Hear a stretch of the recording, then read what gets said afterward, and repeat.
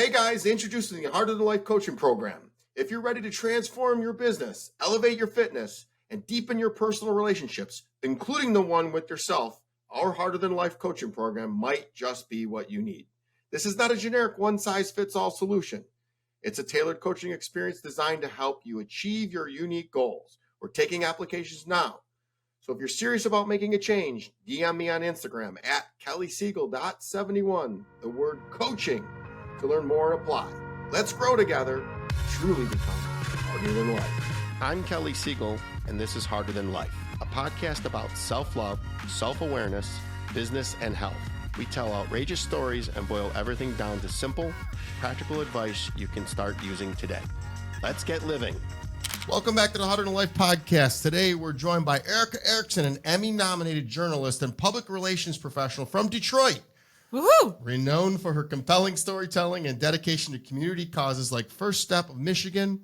After overcoming significant personal and health challenges, Erika has transformed her trials into triumphs, embracing a life of resiliency and growth. Erika, it's great to have you here in person, first person in the live podcast studio to share your inspiring journey and the lessons learned along the way. Welcome. This is a nice setup you've got here. Thanks for having me in person. Hey, you know what, fellow Detroiter, we're gonna rap about a lot of things. Everybody gets excited about our 8 Mile. I don't understand it. You know, I grew up right off of 8 Mile. You probably never even go near 8 Mile. Where'd you grow up? I grew up in Canton, but listen, I was on the, first of all, you just laughed right there. I was on the border of Westland. So when I went to Canton Public Schools, there were a lot of really rich kids. And, you know, Westland, I mean, there's some kids there who aren't so rich. There's a little area in Westland that people used to cruise. Pockets. Was there a little spot where people used to cruise like in cars? I went down there once when I was a long time ago. We were about the same age. So Michigan Ave, I mean, that's what I don't remember what it is. But yeah, I would say 8 Mile. I mean, I worked in Detroit for a long time. I did live in Detroit for a little bit before it got, you know, what it is now. Oh, what are you talking about? It's perfect. It's great now. It's beautiful. You can actually walk around downtown and it's pretty cool. So I do miss old Detroit sometimes where, you know, you don't have to pay for $50 for parking and you can. I think that's the new world we live in. Everything is, what are you going to do to pay me? So, all right, let's talk about, you know, Harder Life podcast is about overcoming adversity, resiliency, and man, reading the show notes, you have a ton of them. So we're going to, we can just skip over a lot of it. And I told you before this, first of all, this is a safe place. I want to make sure that you understand that I'm here. We're here to help people. This is a top 10 podcast. And it's to pay it forward. I grew up just off of 8 Mile, poorer than can be, and I share everything. It was ghetto to the max. Ghetto to the max. I mean, shot, stabbed. What else? What else we got? Ran over twice. You know, you hang around with bad people, bad things happen. So true. I just, you know, I have a 15-year-old daughter, and there's a lot of women out there that have had things happen to them, and we're going to share your story as much as you're comfortable with. And if it gets too uncomfortable, we stop. Of course. And, but let's talk about, you were a journalist and you are a journalist. So can you share what first drew you to a career in journalism and broadcasting? It's interesting because there's some people who, one of my friends, Roop Raj, he always wanted to be a journalist. My friend Jessica Dupnack always wanted to be a journalist or public speaking. I never knew what I wanted to be until I was at Wayne State and I had a professor say, you know, I think broadcast journalism is your thing. I was trying to figure out my major, and I love people. I love telling stories. I love finding the human element with things. And even when I meet people in the grocery store or on the street, I love finding their story. And that's really, I would say, what drew me to that. And I still get to do that in public relations a little bit now, and finding that human element.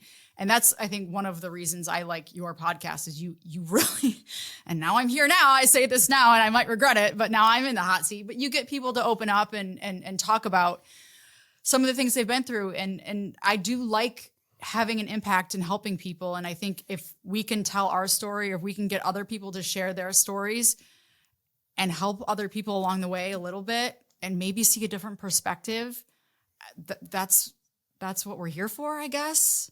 Better yet, what I say is we're not alone. So if we can realize, oh my God, you're thinking the same thing I'm thinking, Yes. or you're battling the same thing I'm battling, let's do it together. Right. And I always say misery loves company, but we also, your community is who just takes you and carries you, and we don't get to where we are today without having a bunch of people on your side. Success has company, so we're going to talk all about that. So It's crazy because success can be very lonely too. Yeah, Sometimes that happens. It's so funny you talk about Roop Raj. He emceed. I won some award from Business Award, and he emceed it. And I was like, dude, this guy's nice. He's just a nice guy. Yes. But you know what? Everybody in your... You know what? His wife, you got to meet his wife. I've never met her. She is hilarious. How is journalism changing? Like, you hear all the turnover going on everywhere. Why is that happening? It's interesting. I have this conversation almost every other day. It's hard to pinpoint. I think just since COVID, since social media, there's a lot of influencers. There's a lot of people getting into journalism, I think for, sadly, the wrong reasons. And to hear their voice? Oh, let me just tell you my opinion. I want to be on TV. But there's a lot of people who are in it for the right reasons, and I'm so glad they're still around. Oh, thank you so much for the people who are still in it for the right reasons. But I think a lot of it is just people aren't getting their news the same way. People are getting it from different places, and that's fine. So I think the way that people are delivering news they need to adapt, and some places are, and you know what? It's sad to see some of the old ways go, but that's what we have to do. We have to change and grow. You know where I get a lot of my information? ChatGPT. Because it just gives you the facts. No! I like the facts. I don't want the others. No ChatGPT. You can look up stuff on ChatGPT and it will not be true. So you have to be careful with things like that. Oh, I didn't know that. I looked up an old case I did, and the verdict ChatGPT gave me was incorrect. Really? So you have to be careful. That's a good one. So what's one story or assignment that stayed with you even to this day? Oh, goodness. I can talk about, there's a crime documentary that's coming up. It's called Crime Expose with Nancy O'Dell. And I talk about the April Millsap case.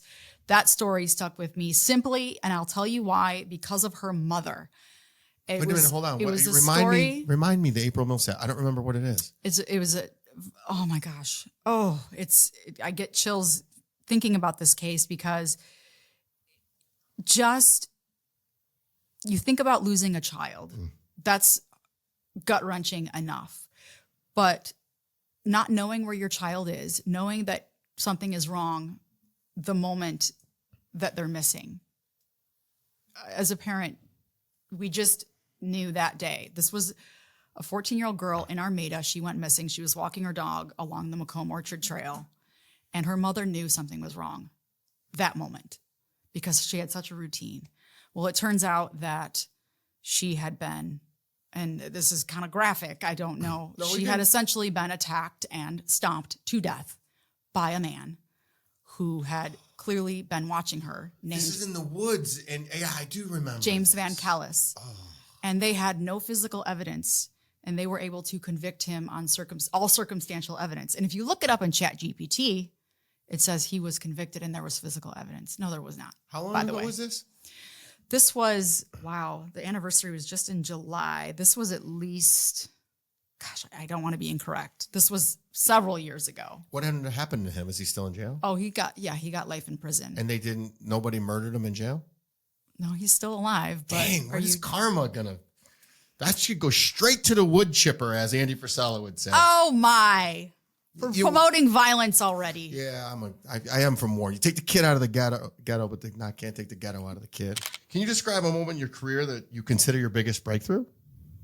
My biggest breakthrough, as in biggest failure, that's what I would say. Ooh, now we're getting into some good stuff. So I like how you just went in. When I said breakthrough, you went to failure.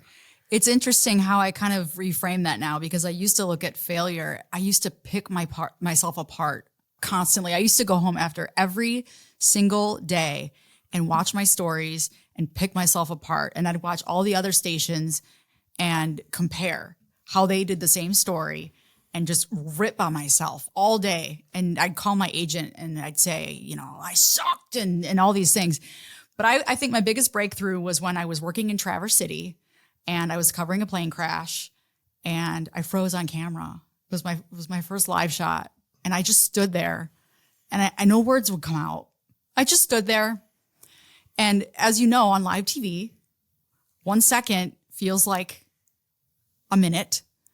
And on camera, it seems like a lot longer as well to the audience.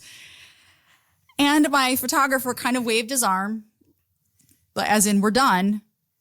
Just give up, kind of we're done with this. So I thought that meant we were off camera. So I just kind of pouted like this and I just kind of walked off. No, we were still on air live. And that was me pouting and walking off the camera, just off TV, no words, pouting, walking off. And in my head, it was silence in the live truck. And I thought, okay, all right, I suck. This career is not for me. I'm terrible. And I'm going to be fired. And I'm going to get calls. The station's going to get calls. And I'm an embarrassment to this industry. I mean, we all have that self-talk, right? And you're sitting here like, what's wrong with you bashing yourself? No. How many times do we bash ourselves? I was just going to ask you, like, where'd that come from? Where in your childhood did that come from? Well, we'll get into that. But I call it the biggest breakthrough because I'm so glad it happened.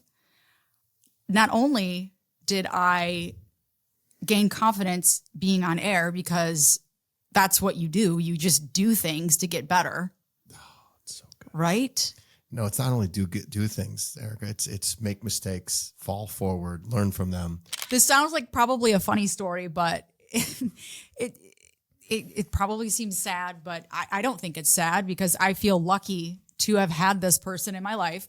So I was with a man for about 4 years and he drowned suddenly. He was on a whitewater rafting trip and he sadly drowned. And since then, I feel like I've had this guardian angel ghost.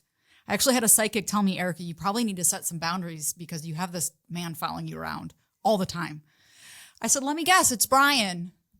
And she described him to a T. It happens all the time. All the time. I'm not kidding you. And I've seen him. I can sense his presence. I don't care what anyone says. If you don't believe in ghosts, I don't care. I know what I saw. I know what I feel. And so, Brian, we're not trying to do anything here. Would you please let us get through this podcast? Let us do the podcast. Because she was telling good stories about adversity and walking off camera. And so hopefully we don't sound like we're crazy, even though we are. We're two crazy kids from Detroit. Yes. Trying to teach people nationally that overcoming adversity and hardships is just going through hard things is what makes you who you are today. So let's talk about your childhood. You shared with me off camera about your father. You know, my story's well documented. My father died when he was 46, drank himself and did drugs until he just finally expired. What went on with your family that could have created some of these limiting beliefs? So my father, I think anything you put at him, he did in excess. It sounds like your father was very similar. And my parents got divorced when I was 4. And I just never really knew my father as anyone but a disaster and just chaos. He was just chaos. He was walking chaos. And I'm not going to pretend that my father was this amazing person because I think a lot of people are afraid to talk about people after they're dead. Well, I'm not going to sit here and pretend he was a person he was not. Do I love him? Yes. Do I miss him? Yes. But he was not a good father. He was a terrible father. He was a fun person. He was always drunk. He was very charismatic. He was an alcoholic, and I didn't understand that until later on. And he did have a gambling issues, and I think there was probably some infidelity and things like that. But I stopped talking to him for years because I was angry with him and his alcoholism, typical things that you've discussed before. My mom would drop us off and he just wouldn't be there to see him when you're, I'd pack my little Hello Kitty suitcase and I'd be excited to see my father and he just wouldn't be there, or he'd forget my birthday, and the distance just grew stronger. And I decided as an adult, I didn't want to talk to him anymore. So a couple of years would go by. And then finally, in 2013, we were talking, but he got drunk and he slipped on some ice outside of a bar and he fell on his face. And a waitress called me and told me what happened. And my siblings rushed to the hospital and he was talking, and, half of his face was bashed in, but he was talking. And I'm like, okay, I'm named after my father, by the way. His name's Eric. And I'm like, oh, he's just doing what he does. Next thing I know, he slips into a coma and I wasn't there to talk to him. And, we have to pull the plug on my father. And I beat myself up for years. I beat myself up because I didn't go to see him that day and I blew him off. And it took me a really long time to not only forgive him, but to understand his addiction and then forgive myself. It took so long. And I think that I finally understood. I understand the disease. I understand that he didn't choose alcohol over me or his children. He had a disease. He was addicted to alcohol. He didn't sit there and choose it over me. I told myself all the time that I wasn't worth it. He chose alcohol over his kids because he didn't love us enough, because I wasn't good enough. And I was constantly trying to prove myself in many ways, with work and relationships. Like I said, people pleasing. I was just living my life that way, trying to prove my worth to all these people. And that is part of what it stemmed from, because I was trying to prove my worth to him because I didn't think that he loved me or my siblings, because, well, why would he choose alcohol over his kids? If we were better, if we were good, he would have chosen us. No, we were born worthy. We were always good. Now you're saying that I make you cry, but you're about to make me cry, because I feel all that. That's the same way I feel about my mother, my stepfather, and my father. It's like, man, you couldn't get sober. And you couldn't stay right? sober? You couldn't do this for me? For me? Yeah. I wasn't good enough? And that's what we tell ourselves as little kids. We don't understand. And even as teens, even as adults. And then it spills over. And if you don't learn, like I said, I didn't learn this until a couple of years ago. I'm like, oh my gosh. And just so the audience, they're doing everything they can to survive. So it has nothing to do with us. That's why my favorite book, The Four Agreements, it said, don't take anything personal, because it's never about you. They are doing everything they can to survive. And yet the stories we tell ourselves, when we started this mess today, it was... We're just a hot mess. Yeah. It's all good. The stories we tell ourselves never happen, is what you said early, but it's also, they aren't even true. No. If we could just take them back to neutral, we'd be doing ourselves a service.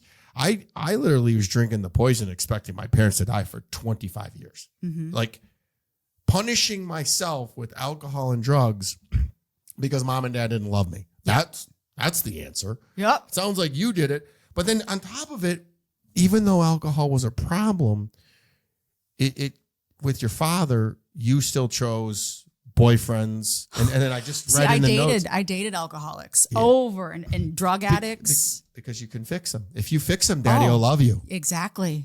I can fix them. If they just love me, Daddy will love me. They won't. The mind is crazy. The brain, what we do. When did you figure it out? Those crazy brains of ours. It's interesting. Like I said, this all hit me in the last couple of years. And one of the reasons I started to feel my feelings was when I stopped drinking. Or, light bulb, feel your feelings. It was in October. It's almost 2 years ago. And I won't say that I am completely abstained from alcohol, but I went a really long time, probably a year and a half, and I only drink on special occasions. I'll have like a glass of wine, maybe 2 drinks at most. But I'd say I mainly live a sober lifestyle, and I absolutely love it. I would never go back. And everyone's like, don't you miss drinking? No, I don't. I don't at all. And even if I have 1 drink, I have to prepare for like 3 days after. That's, you know what that is? That's being 40.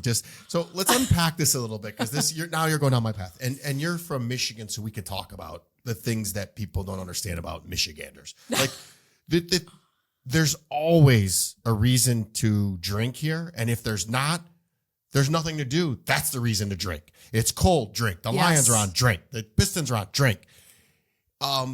It rains. Let's get together and drink. I know.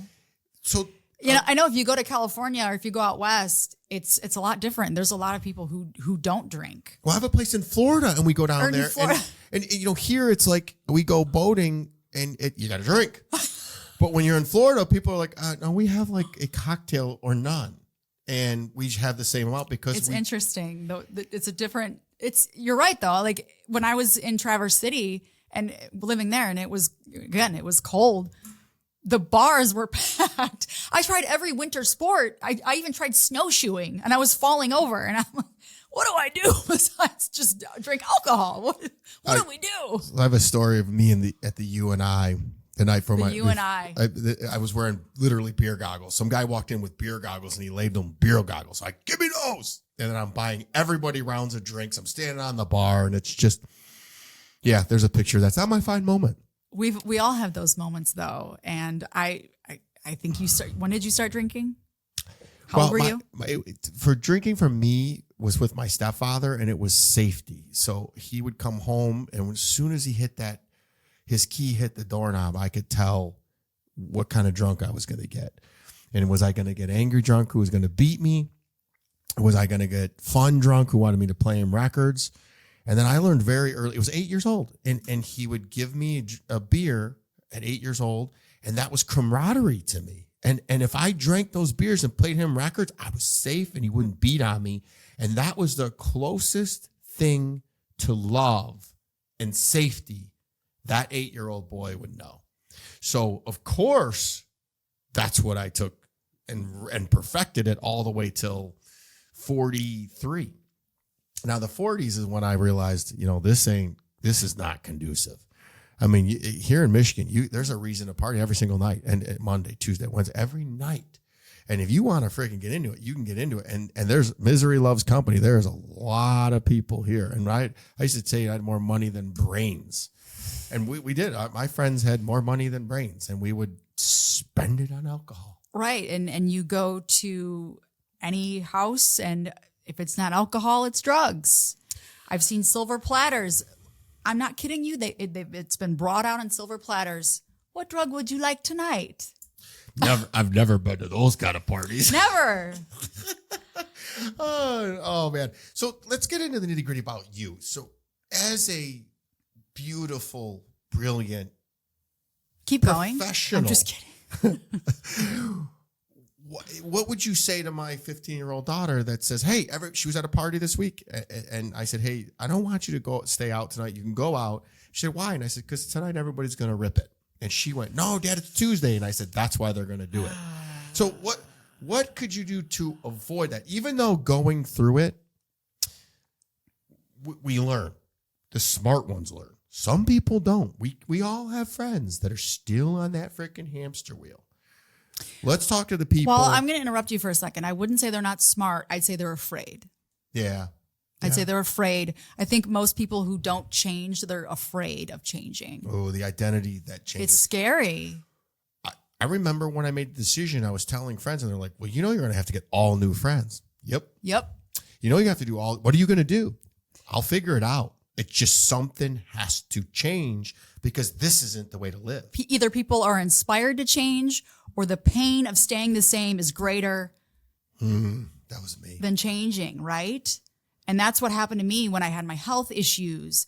And when I looked at my life and I said, God, I'm sick of these alcoholics stealing my money, stealing my time, stealing my energy. Have you been able to find love since you've been sober or soberish? I'm,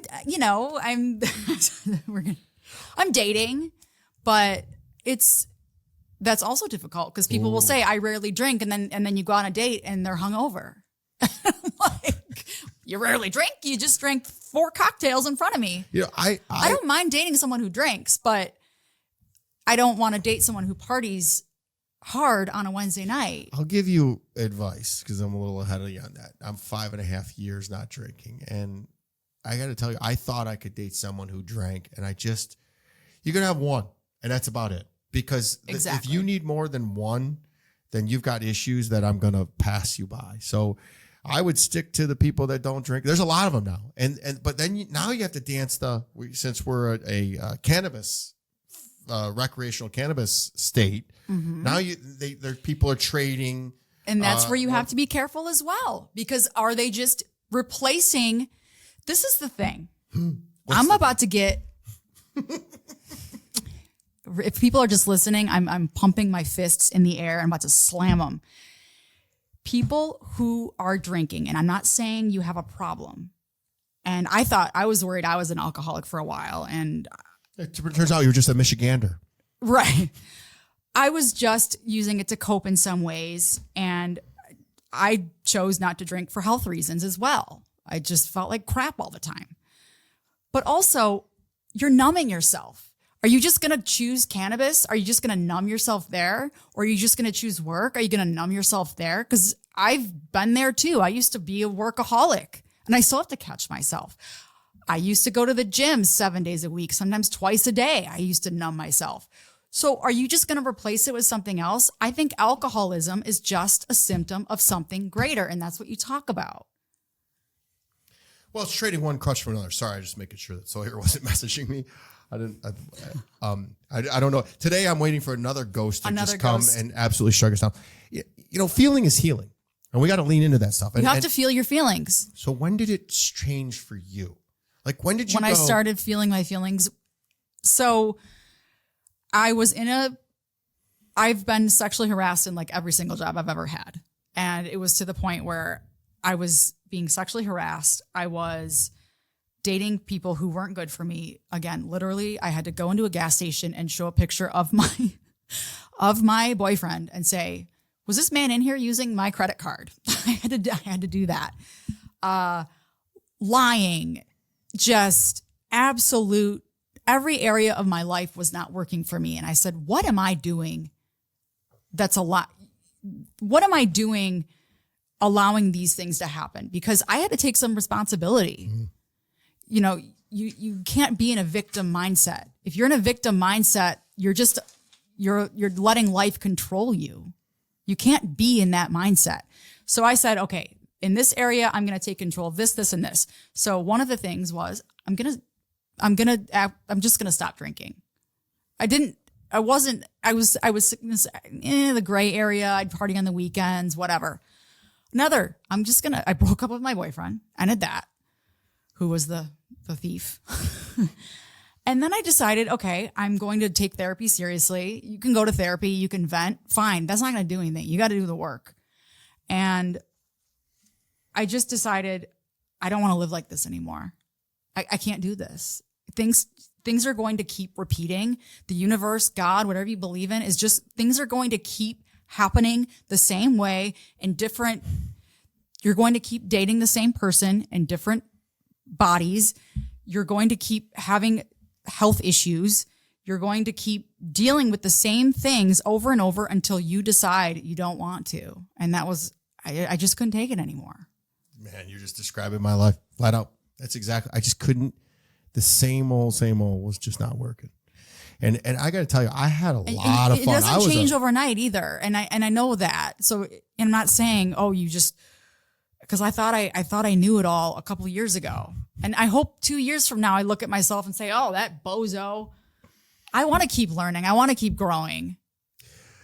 Oh, I'm a learn it all. And the funniest thing is the more I learn, the more I know. The more that I realize, the least I know. I know, but that's good, isn't it? Everything you think to be true is hogwash. It's bullshit. It is. And I grew up a blue collar. My stepfather he used to say to me, he's like, I do my best work hungover. That was his badge of honor. A lot of people say that. I do my best work when I'm drunk. I'm more creative.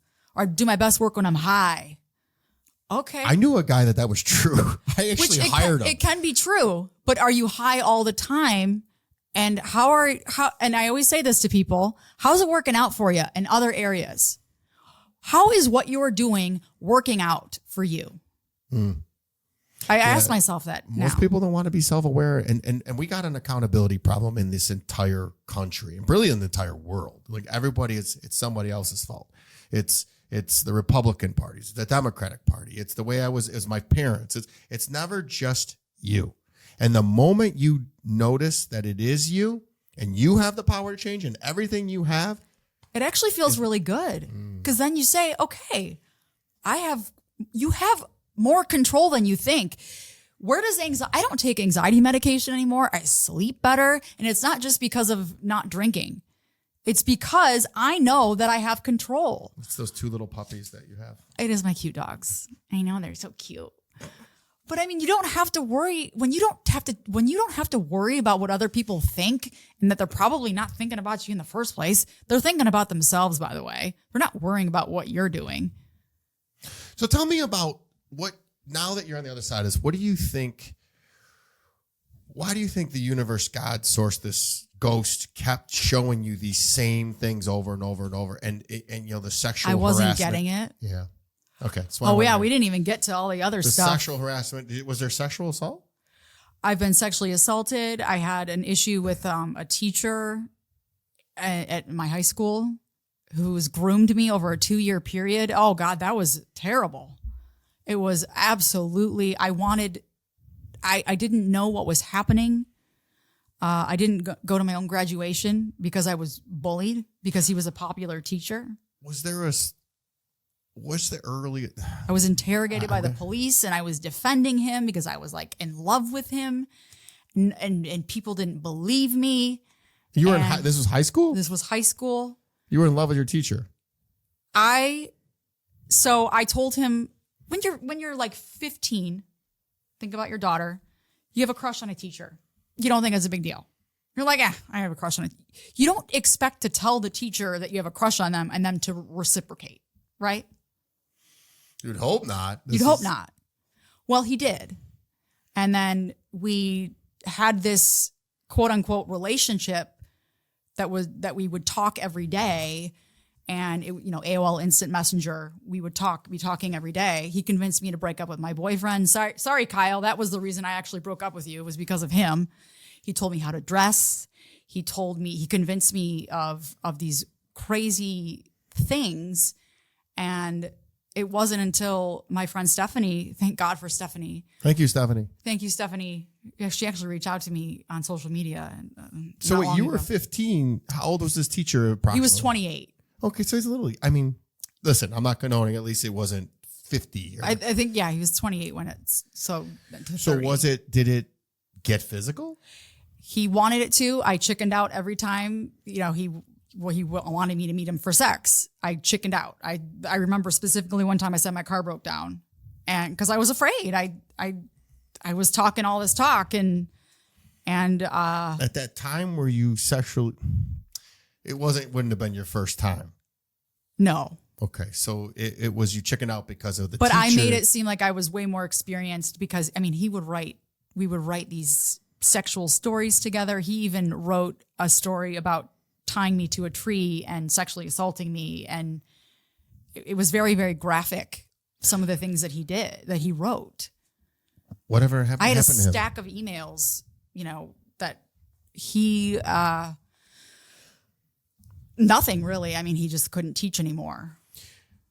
What do you think your part in all of this energy was?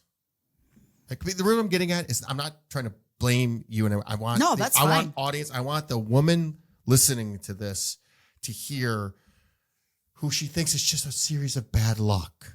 Where did you make this luck? This is what I thought in the beginning. I thought, well, at first, when you are a victim of all of these things, you start thinking something's wrong with me. These people are using me. I'm a shell. I felt like a shell of a human. Since before that even happened, I had confided in him about something else. And so even before that, I think he saw that I was easy prey, I think. And what I really think is I didn't have any self-worth. And I think these kinds of people, and I'm not necessarily saying predators, but people who use people and people who kind of discard people. I don't want to just use the word narcissist, but things like that. They can sense that self-worth. And if you don't have it, if you're people pleasing and you don't have that confidence and you don't value yourself, they push your boundaries and they will slowly test you. And that's how I got into an abusive relationship. That's how I got domestic violence relationship. That's how I dated alcoholics. They'll slowly test you and they'll slowly push your boundaries. I didn't have any boundaries. I just said this yesterday. It's what we fall to the level of our training and what we think of ourselves, not rise to the level of our experience. Mm-hmm. And in many respects, that's what you felt like. Since your dad wasn't around, you felt like, well, this is what it is. Because I'm gonna bring this back to me, because I will talk about this stuff. Stupid things would always happen to me, and I would think, well, that's just the way life is. Until I realized that I was bringing all that, I was attracting all that to me because I thought that's what was my self-worth. So what I was getting at was when did you realize that you were a part of this and you were, listen, I'm trying to be very empathetic and understand that there's no way to say what you got to say. There's no freaking way that 15, 16-year-old girl needs to be harassed by her teacher, because school was supposed to be a safe place. So, and then you also don't deserve to have all these alcoholic boyfriends, but that's what little Erika thought she deserved. This is going to be perseverance. This podcast has been harder than life. And by the way, I didn't even start off with, we've rescheduled it a couple times. She's called me. I've called her. We had to go through email. So this has been one help, but it's been so worth it because what I'm loving is your positivity and your energy. Having gone through all this, look at it, you become more. I would not change a thing. Is that crazy? Is that nuts? I don't know. I think that's a personal development thing to say is, I don't want to change anything. I would like to change. I would like to have learned a little bit sooner so I can. Yes, that would be nice. That's it. That would be nice. Just so I could be a little bit more ahead and help more people. But I love who I am now. I love who I am. And I said to my therapist, I hate how I feel so much. I hate how deeply I feel. I can't stand it. And he says, but Erika, that's who you are. That's who you are. What are you going to do about it? You can't change it. I'm going to ask you something. You're very demonstrative and animated. Is some of that a defense mechanism? Probably. What are you trying to do? Get people to like you? I don't know. I guess I never really noticed. No, I love it. I see you on your social media and you're very animated. It's who you are, but what is that? I don't know. I guess I grew up acting and public speaking. I've always been like that. But maybe it is. And this is something that I'm learning. I didn't know I was like that, but I guess when I was a reporter, I always wanted to be serious and I wanted to be a journalist. I didn't want to seem stupid. And a lot of people would say, when I first met you, I thought you were an airhead because I'm so bubbly and a goofball, but I don't want to hide that part of myself either. So I kind of embrace it. I've never thought you're an airhead. I find you to be highly intelligent. I would tell you. It's all right. I think that the blonde, maybe that gets. I tried so hard before to just push out this persona that I was serious and I don't care anymore. Cue Phil Collins. I don't care anymore. I just don't. I don't care anymore. I guess maybe that's what I do. No, I got to tell you, I always say this. I throw my hands up in the air. It's none of my business what anybody thinks of me. And I got to tell you got to have that thick skin coming from Michigan, because if anybody feels that you're doing better, even your friends, they'll knock you down. And that sucks. You got to be, and that's the other thing I've learned in the last couple of years. You got to be careful who you trust. And in being in the news business, I got a lot of emails. I mean, you wear the wrong shirt or you've got a hair out of place. Oh my gosh. Oh my God. I got thick skin from that. So let's talk about some of the good things. So good things. You're very active in philanthropy. You're a part of different charities. Tell me how you got started, what you're passionate about, and how the listeners, because this is all of a charity, how the listeners can support you.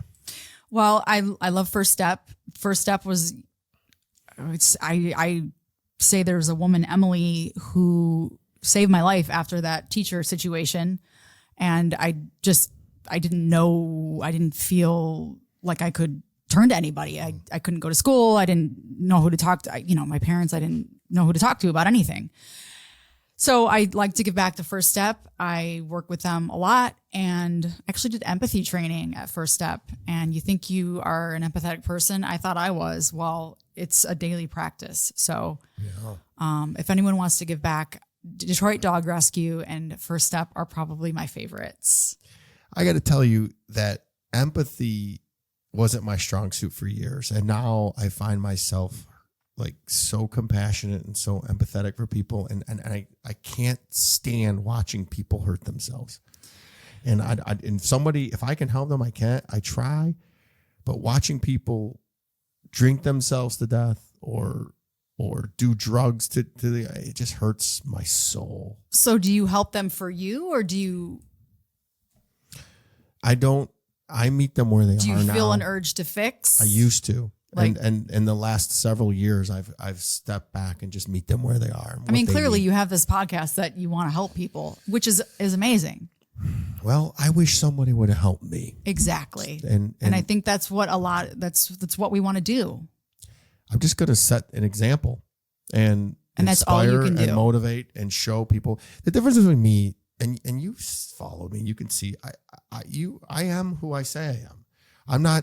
I don't have bodies hidden in the other room. I'm not out chasing women. I just me. And I'm happy. And here is a Friday night after we're done here. And you know what though? If you're not happy all the time, that's fine. No one's happy all the time. Nobody has a perfect life. Life is hard. You're going to have your moments. I'm going to have moments where I'm pissed off. Allow yourself to be pissed off, but don't sit there and dwell on it for days and weeks. I got to tell you, that sounded like you've scripted it. You've scripted it before. And I would argue that, and what I would give you a thing, and this sounds arrogant and it sounds not being humble, but it's true. I have a great life. You have a great life. It's not perfect. It's perfect for me. It's perfect for you. I have cultivated a life that I absolutely love and adore. And is there anything missing from your life? No, and it keeps getting better. Well, we want to be number one in the podcast. Hold on. Time out. There's nothing missing from your life. Mm-mm. Okay. I have nothing I have no wants, and I have health. I have my daughter. I was thinking about so it's gratitude. Have I made it safe that if one of my daughter's teachers would she come to me, because I know she would fear that I would kill him. And then I start thinking, okay, what more can I learn in that respect? So this is how my mind thinks, but I wouldn't change a thing. I don't have wants. I don't have needs. I don't have gaps. And anything that I'm trying to do, like we're trying to get this podcast number one, we're just going to grind every day. Yeah. And good things happen, and it just takes time. So I'm giving myself the grace of patience. And here's one. This is the hardest one. Surrender. I know. Oh, it is so hard. Always been taught work harder. Work harder. No. No, you have just to allow and let go. And some days, like this week, has been a butt kicker for me, man. And that's the way it's gonna be sometimes. And you just have to say, you know what? You throw your arms up in the air. You know what? All right.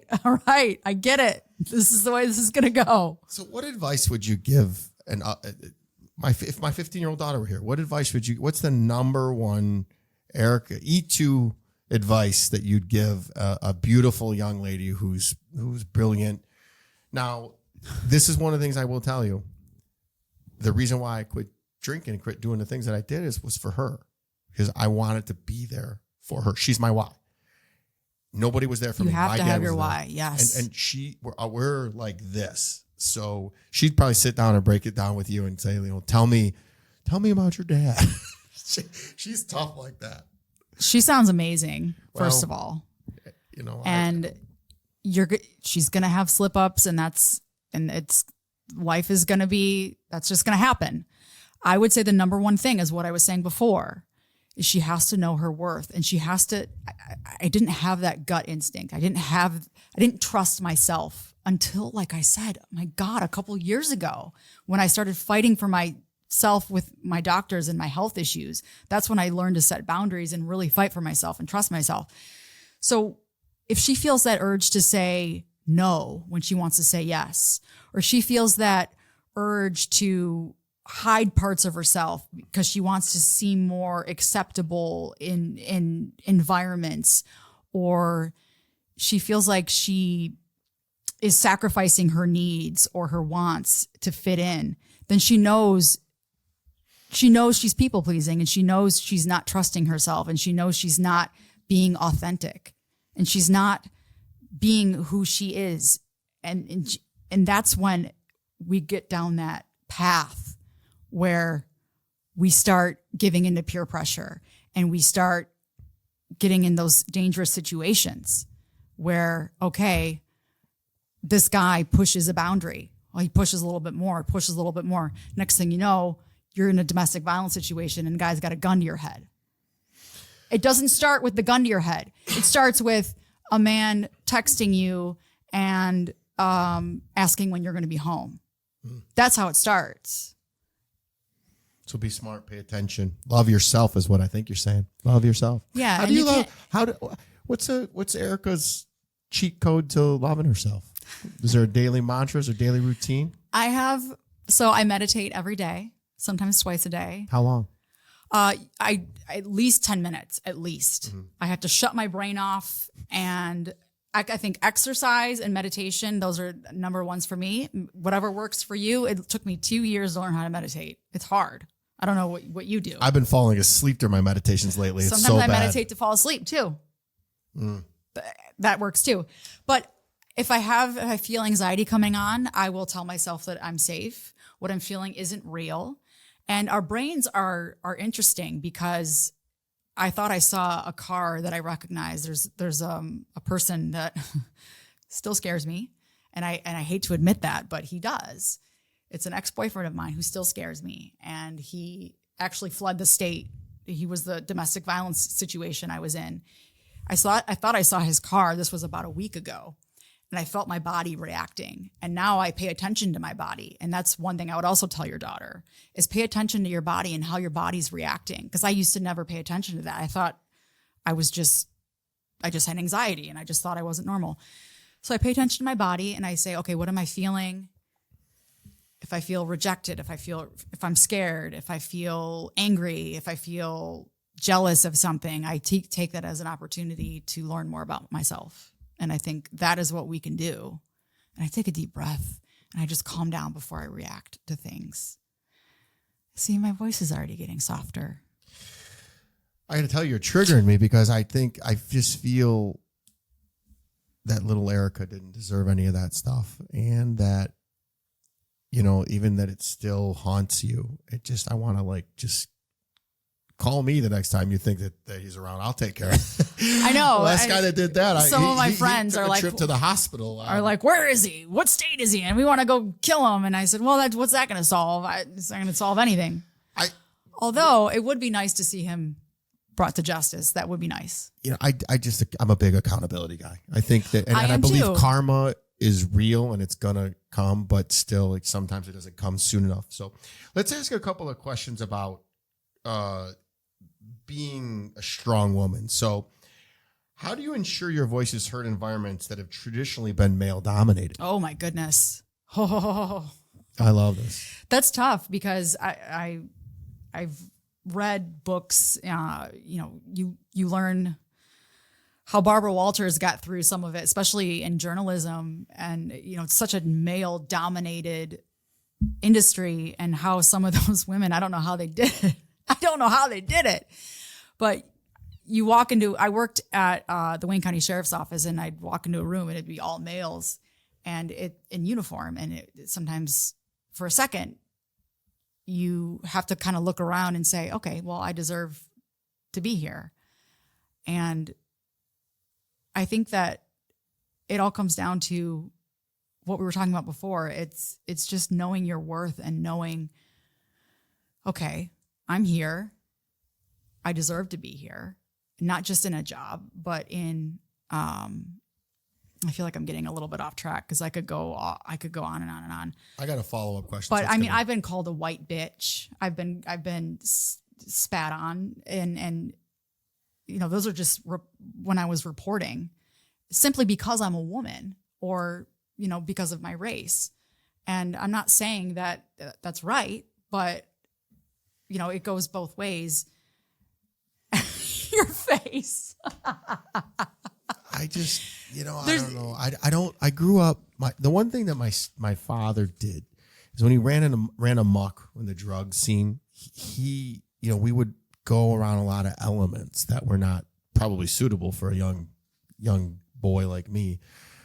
But it made me very, I don't want to say tolerant, but experienced around all different walks of life. Like we were down on Harper, he's buying crack, and I was like probably 5. I remember that, you know, but there was no environment that I'm ever, especially now that I'm a big, tough guy, that I'm ever afraid or out of my element. And I think that's the difference between men and women. And it's difficult to explain to a man that we have women, I grew up I had this, I honestly don't know. I had this like tension in my shoulders my whole life just because of this hypervigilance.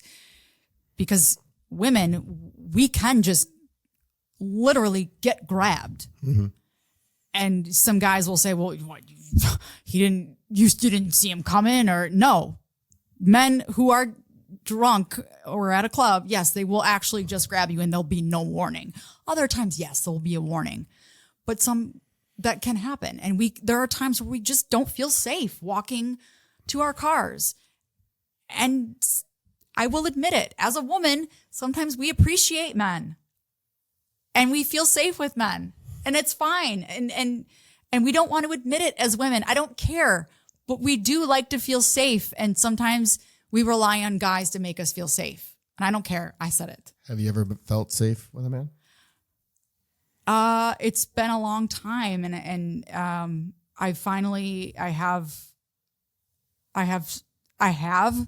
but I think it requires a vulnerability that I have not given in a long time.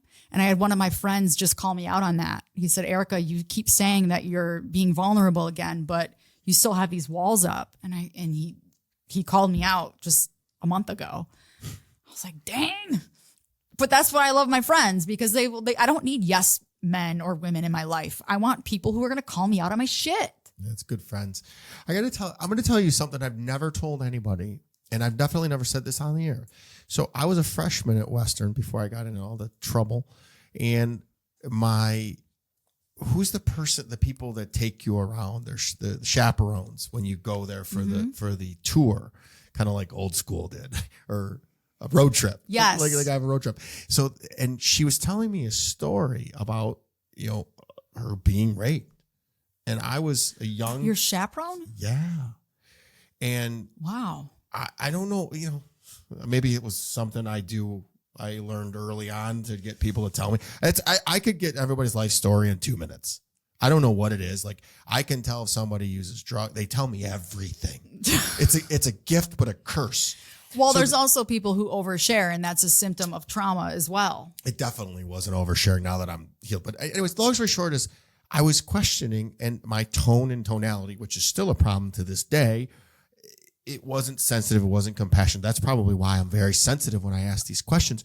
But they then pulled me aside and said, you were so insensitive and she's hurt. We're going to bring you up on the board. And I go, okay, guys, well, why'd she bring it? I'm sorry, but why'd she bring it up? And I just looked at him and I went, you know, I just literally wanted to know. I asked that question, Eric. I said, how did you just not kick him in the balls and push him off? And I'd never been in you said that? conversation. I'd never been in a conversation. You got to remember, I grew up in South Warren. I barely knew how to use utensils, and I didn't know. There are, as a woman who, again, sexually assaulted, and I'm not going to judge. One, you never know what anyone's been through, and what the circumstances are different every time, in every situation. Yeah. Two, when it comes to those kinds of things, there's responses. Fight, flight. And one of the most common responses to rape, you freeze, because it's your body is basically saying, okay, I'm just going to let this happen, get it over with. It's terrifying. I mean, how many times have you been in situations as a child where you just do what you're told? Do what you're told. No, I didn't. Probably why I got in so much trouble. I fought, man. I know one way, and it's forward. Well, you said you felt safe when you were drinking with your father, so he wouldn't beat you. Yeah. Right? That was me being proactive. That was me fighting, being smart, saying, hey, you want a beer? Or was that you drinking so you felt safe and you wouldn't get beaten? No, it was the camaraderie. It was the former. I would bring and give him a beer, and hopefully it was being proactive. Right. That's and me. That's all I could fight as an 8-year-old was But I'm doing. saying, hopefully he wouldn't beat you. Yeah, I see what you're saying. So it's 6 of one, half dozen the other. But at the end of the day, it's I know one way and it's forward. But it's all also, I'm saying is people can't control what their body does when they're in different types of traumatic situations, and sometimes the only thing you know what to do is to freeze. Yeah, I've since learned that. I had somebody on very early, which is one of the reasons why a lot of people don't report those kinds. They're embarrassed, or alcohol's involved, or drugs. Talking about Rachel Luna, she had the same thing happen. Amazing. She went out and got with a friend, and he raped her, and she just was drunk and didn't know. She couldn't even explain what happened. So she's like, "Did I say yes? I don't know." Exactly, and that's one of the reasons rapes are actually underreported, and there are men who are raped, and there are, you get into the transgender and gay community. I mean, it's probably underreported even more. We're going all over the place. I know. This podcast is something else. Let's talk about, again, I'm going to try to turn this thing positive. We're going to bring it home. I don't know how long we've been going because we've cut in and out so many times, but this is going to be a good episode, and you're sharing and we're learning, and I love it. So thank you again for spending this Friday evening with us. We're long over, and Sawyer, I love you. Thank you for looks like we solved this problem. So good news is we figured out a setting on the cameras. But can you share a moment when you felt particularly empowered as a woman in your field, and what it taught you about your own strengths? I would say when I can get people who I'll walk into, like you talk about the ghetto, when I can walk into a situation where there are people who are hard and they have just lived the hardest lives, and you can just see it. They don't even want to talk to you. They just get out of my face. Don't talk to me. And that's when I feel the most empowered, and when I can reach those people, because all they want to do is feel heard. And I think most of the time, I remember a situation where I think it was on the east side. My photographer and I showed up to a scene, and the whole family was out. Someone was shot and killed, and this guy just pulled up his shirt and he showed me his weapon, basically as in, get the hell out of here. We don't want to talk to you. So we were walking away, and we were not going to record anything, but I just kind of talked to him for a second, and he started telling me what was going on. And he just wanted to talk to somebody. Most of these people just want to talk to somebody. They just want to feel like there's somebody listening. And that's when I feel empowered. I feel empowered when I can reach somebody, and that kind of light in their eyes is it sounds so corny. I know. No. But you need to hear this right now in this political climate, because it needs this kind of compassion and seek to be interested more than interesting. People just seem angry, but they're not. They're just in pain, or they're just they feel invisible, and they feel like people don't understand. But most of the time, they just need to be. They want to feel like somebody is listening to them.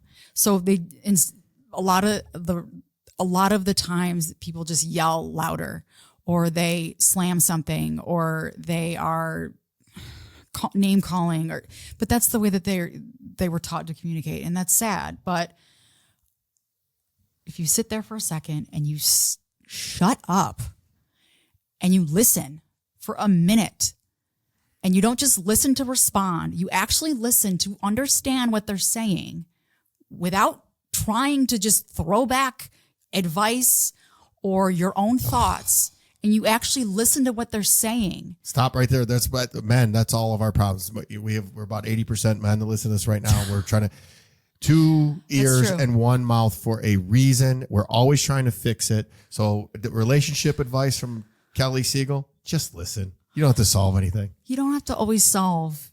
Sometimes you just need to listen. Always. And sometimes people don't even want to talk. They just want to sit there and maybe they just need to lean their head on your shoulder. And I'm the king of hugs, by the way. And my hugs. staff brings that up all the time. What do you think I would do here? You'd probably hug us. Right. That's the best thing in the world. Sometimes people don't want to talk. Like there was a mother who, I remember this mother, and she didn't want to do an interview. She didn't want to talk. She eventually did one, but her kid was killed, and she just wanted to sit on the porch, and she wanted to cry on my shoulder. That was all she wanted to do for a minute. That was it. Why are you in journalism anymore? You seem to be Well, great at it. I left because I had those health issues, and I had to get better. And I'm Are you going to get back? We talked a little bit about it. I'm good right now. I feel amazing. I don't know. I'm so open to everything. Where's the accountability in journalism though anymore? Like, it's just become such an opinion. Why can't we just get back to reporting the facts? Why does it have to be like you watch The View and it's oh God. You watch The View? No, it literally is just entertainment, the things that come out of some of their mouths and how I love when someone goes there who's highly educated and absolutely listens to them and then gets right back at them and gives them and they don't know how to handle it. I love it. That's when it gets good. When you say don't raise your voice, raise your argument or raise your reasoning. Yes. And it was great at that. You shouldn't have to raise your voice. Some of those people are really like I find JD Vance because hillbilly elegy. It's like it's the way. Except for when Charlie Langton asks him what makes him smile and what makes him happy. Oh, what did he say? I didn't see it. Oh goodness. I didn't see it. JD Vance said, well, bogus questions from the media, and then he laughed, and that went viral. Oh. Because he doesn't have a very good personality or sense of humor. Because the easy response would have been, well, my kids, my family, anything but coming back at Charlie. Did you watch the movie? I did not see the movie. I'm going to watch the movie. I want to read the book. It was so good. It was very triggering to me. I had. So what? Okay, when you say triggering, I say, well, what does that reveal about yourself? That I still have work to do. That I'm still working in progress. I'm never going to stop. I'll be 120 years old, still working on it. I love what next. That's what I mean by my life. It's like, I love right here, right now. And like I say all the time, adversity, I said earlier, adversity freaking just left. It's here or it's on its way. So we got to get comfortable in that. And the weirdest thing about it with me is my life has been so chaotic that I'm so used to chaos that when it gets normal, I know. That's why I'm so proud to say, yeah, my life's good right now. And I'm okay with it. Because I used to have to run out and create chaos because that's what I was going to say. It's not chaotic. That's how I was. No chaos. And as a matter of fact, if chaos comes, I go running. And that's kind of what I talk about with my daughter.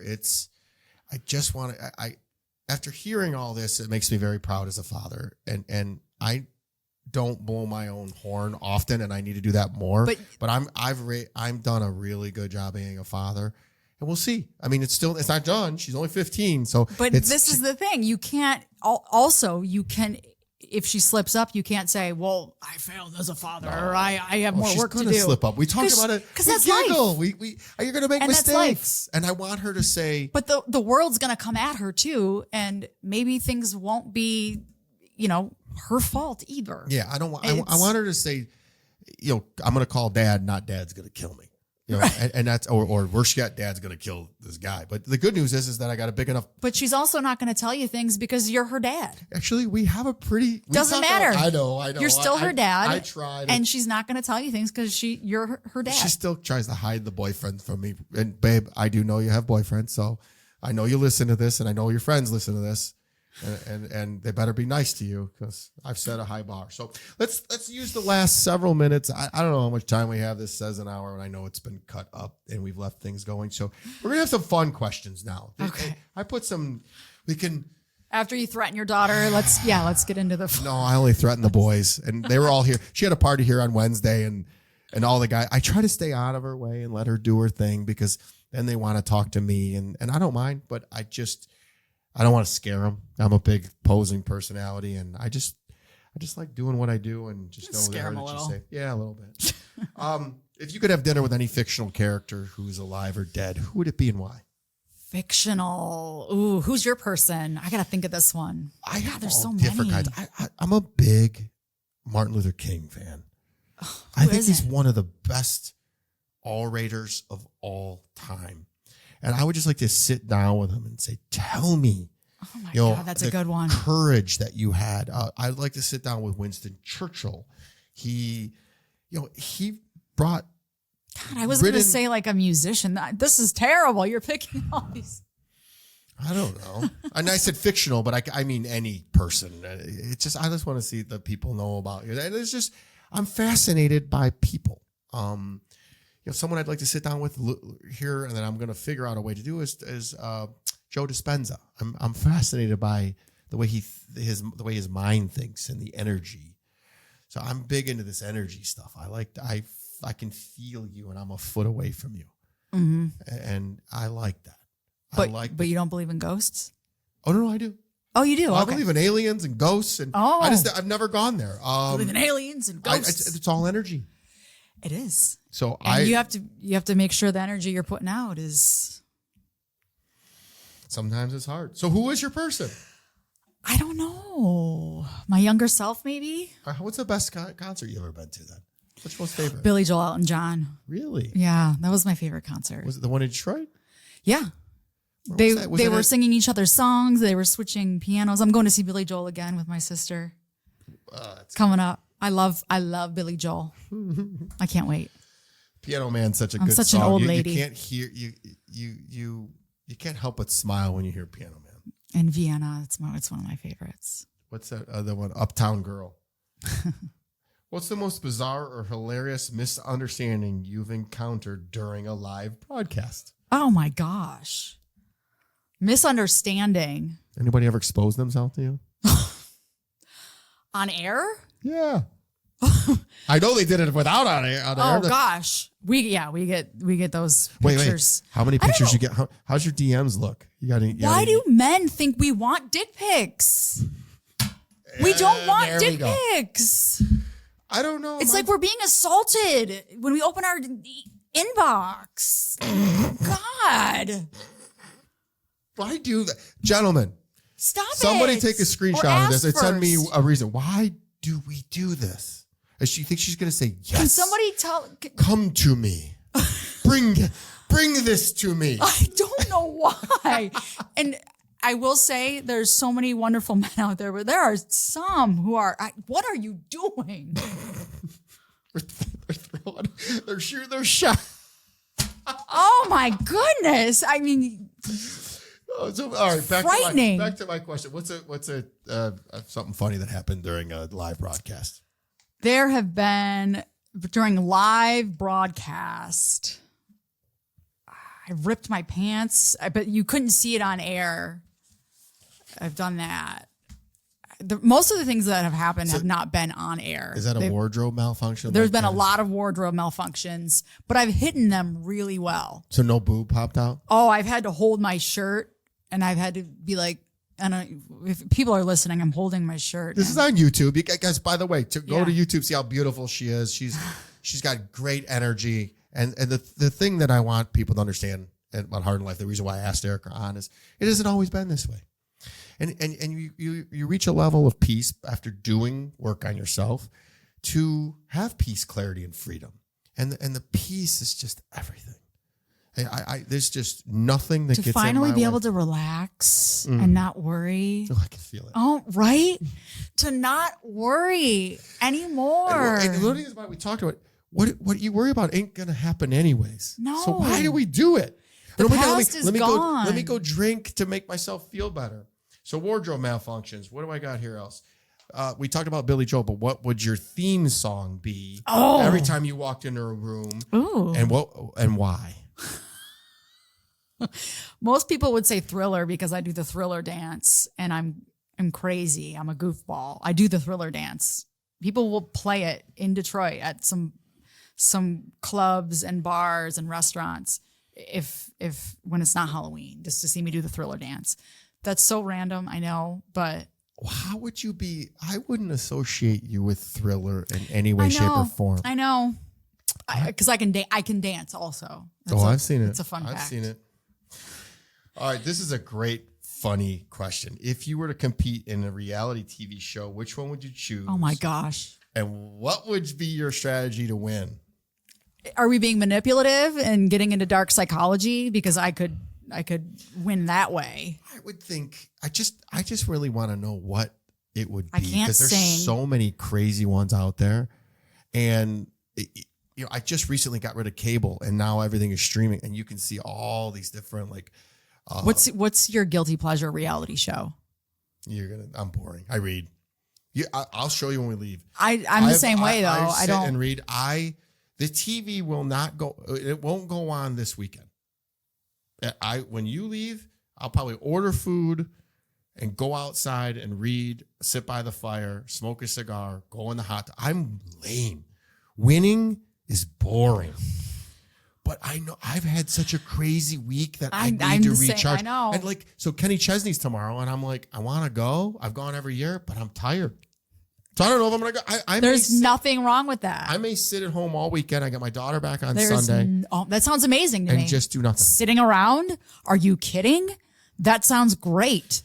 So every once in a while you can't help but hear about it. So the one that makes me laugh the most, and this is why, is what is the one with the restaurant in California with one of the guys from Michigan?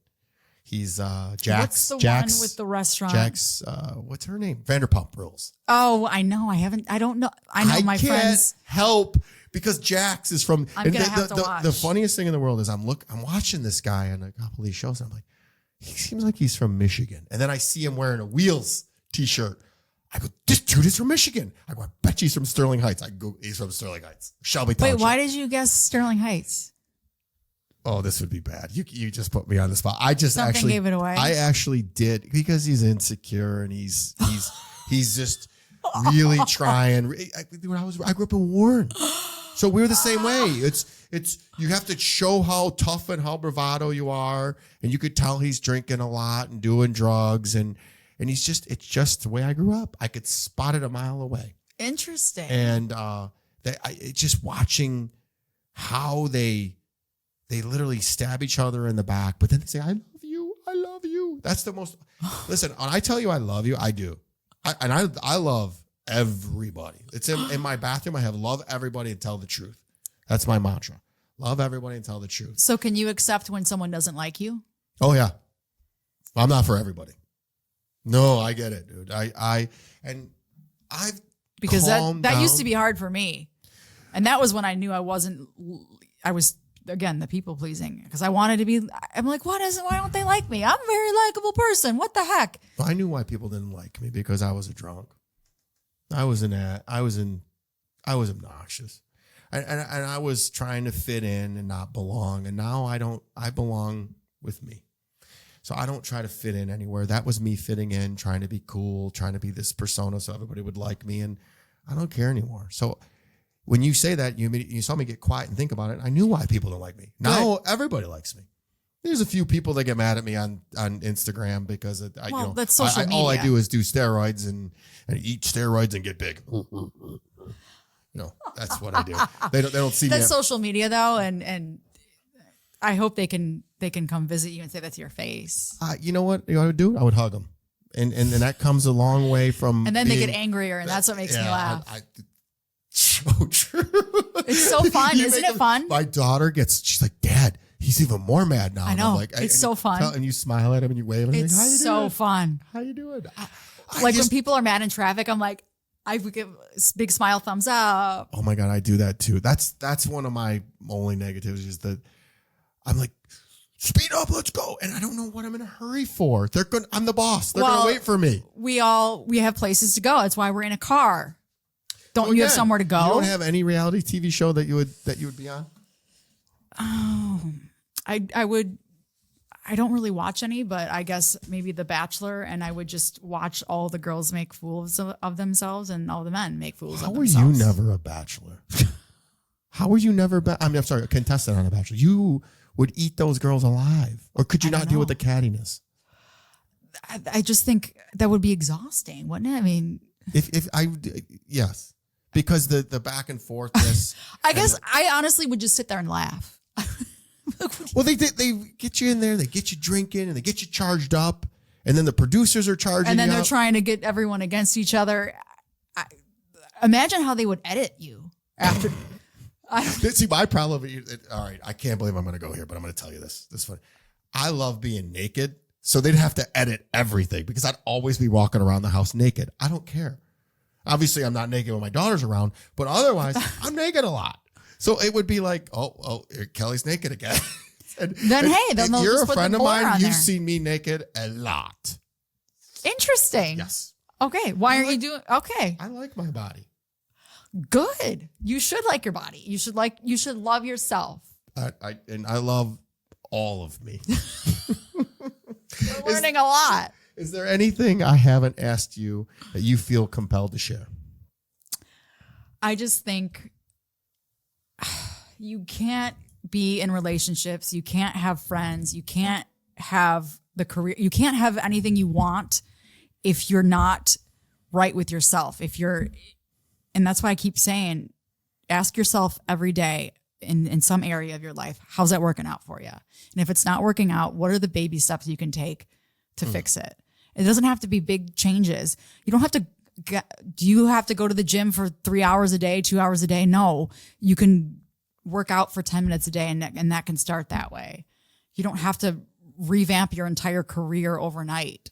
That's how you get into a freeze state. And I used to be such a perfectionist where I wouldn't try things or I wouldn't do things if I couldn't succeed, if I couldn't do them perfectly, I would just not do them. And that's where we get in trouble.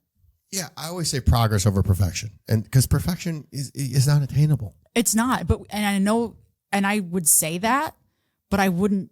I still have to catch myself, so I'd have to make little baby steps in areas, and say, okay, I'm gonna start with this. I might suck at it, but I'm gonna start. 2 more questions, and what's next for you immediately, and then what does 50-year-old Erika look like? Hopefully like this. Because What's next for you? I can say I'm embracing uncertainty, and I've never been able to say that in my entire life. It's fun, and I don't know.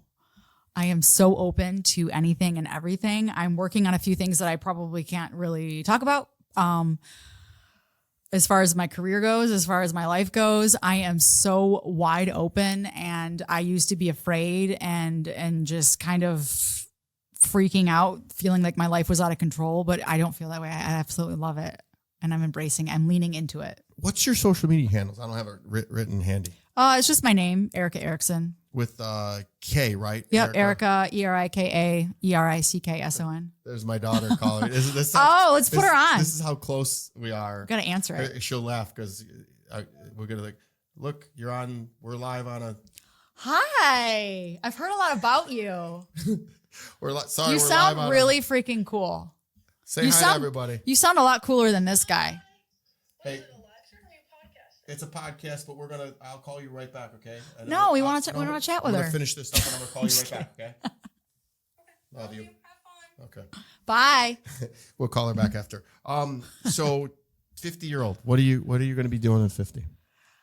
Again, I don't know. I would hope I can look back on this and say, wow, I've learned a lot. I didn't know anything back then, but I just want to, a long time ago, I said I never want to get married, never wanted to have kids. I never wanted to have this. I don't really have a plan anymore. My plan changes every day. And I just want to, again, keep leaning into uncertainty and keep growing and trying new things every day. That's just what I'm doing. So we have a pretty big male following, and the podcast is number 12 in the country right now. So tell the listeners who you'd like to reach out to you. Anyone? What kind of man? Oh my God! What kind of man would make you could be your partner? I can't believe you're doing this to me right now.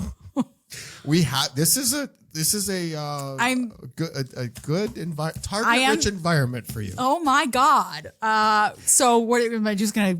Don't blow up my DMs. My face is getting. Look at her blushing. I didn't think it was possible. I'm going to leave you at that. Erika, thanks for playing along. Thanks for being harder than life. And we've overcome so much to make this episode happen. And thanks to everybody for listening to this. Thanks for everybody supporting the show. It is fast growing, and we're headed to number 1. And as crazy as this one has been, congratulations, by the way. Thank you. As crazy as this one's been, it's going to help us.